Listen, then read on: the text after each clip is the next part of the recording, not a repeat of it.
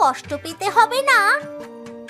না রে মা, অবশেষে আমাদের ওপর সৃষ্টিকর্তা মুখ তুলে তাকিয়েছেন রে।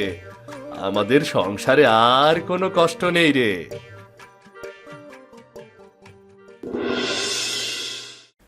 এদিকে বনের ভেতর সেই বড় গাছটার নিচে এসে দাঁড়ায় মোরল আর রামু।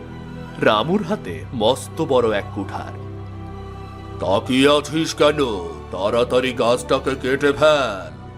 গাছ কাটার সাথে সাথে পরি পালাতে যাবে, আর ঠিক তখনই খপাত করে ধরে ফেলতে হবে, বুঝলি? ঠিক আছে মোরল সাহেব, হ্যাঁ, আমি গাছটাকে তাহলে কাটতে শুরু করি। আপনি চারদিকে নজর রাখেন, কেমন? এই বলে রামু গাছটার গোড়ায় কুঠারের একটা কোপ দিল, আর সাথে সাথে রামুর ওই হাত পাথর হয়ে গেল। এ কি হয়ে গেল মোরল সাহেব? আমার হাত তো পাথর হয়ে গেল। তোকে দিয়ে একটা কাজও ঠিক মতো হবে না। দে দে দে, কুঠারটা তাড়াতাড়ি আমাকে দে দে। লোভে অন্ধ হয়ে মোরল রামুর হাত থেকে কুঠার নিয়ে নিজেই গাছের গোড়ায় কোপ দেয়, আর সাথে সাথে রামুর মতো মোরলের হাতও পাথর হয়ে যায়।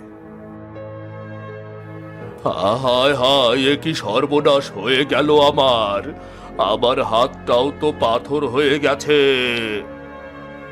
আমারই ভুল হয়েছে মোরল সাহেব, আমি মোহনের কথা শুনিনি।